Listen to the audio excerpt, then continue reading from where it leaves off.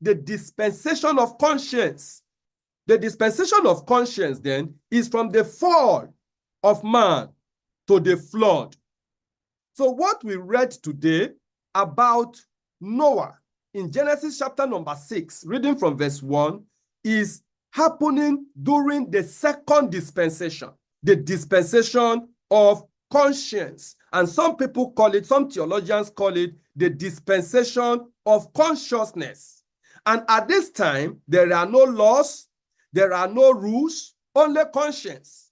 You just do whatever your head tells you is right for you to do. And this is why we saw what happened. Because human beings were left to their conscience. Human beings were left to do whatever they feel is right. If sleeping with demons is right, go ahead. And then the sons of God put on a strange body and they began to sleep with the daughters of men. And giants were born unto them. And the whole earth became corrupt. It became corrupt because they were operating in the dispensation of conscience. They were left to do whatever they feel is right that they can do. That was the dispensation of conscience. It was the dispensation of conscience. We saw the flood.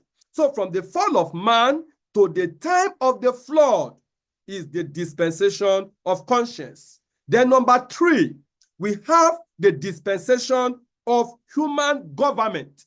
The dispensation of human government is from the flood, right from the time that the ark of Noah rested on Mountain Ararat, okay, to the time of Abraham. We call it the dispensation of human government. Number 4, we have the dispensation of promise. The dispensation of promise is when God called Abraham and he said, Abraham, get out of your kindred, get out of your people to a land that I will show you. And everything that Abraham had at that time was promise. So Abraham stood up and he walked by faith. It was the dispensation of promise. He believed the promises of God, the promises that God gave to him. So he stood up and he walked by faith. Number 5, we have the dispensation of the law. By the way, the dispensation of promise starts from the time of Abraham to the time of Moses, okay? And then we have the dispensation of the law, which is when Moses received the law on Mountain Sinai. And this dispensation of the law lasted until the time of Jesus Christ. So the dispensation of the law is from the time that Moses received the law on Mountain Sinai to Mountain Calvary.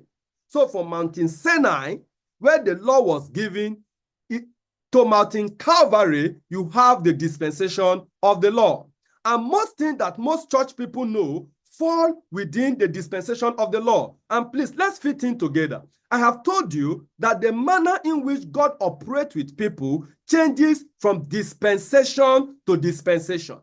God never changed, but his method do change. So it is very, very important for you to understand the doctrine of dispensation. So the dispensation of the law is from the time of Moses on Sinai, where God gave the law. And during the dispensation of the law, there are 3 things that God gave them. Number 1, God gave them the law. Number 2, God gave them judgment. And number 3, God gave them ordinances. These are 3 things you see, prominent things that you see under the dispensation of the law. Talking about the law, we're talking about the 10 commandments that were written upon the tables of stone. And the law typifies how they should relate with God, their sovereign relationship with God. That is the law. The judgment is how they should settle strife within one another. And then the ordinances typify how they should worship.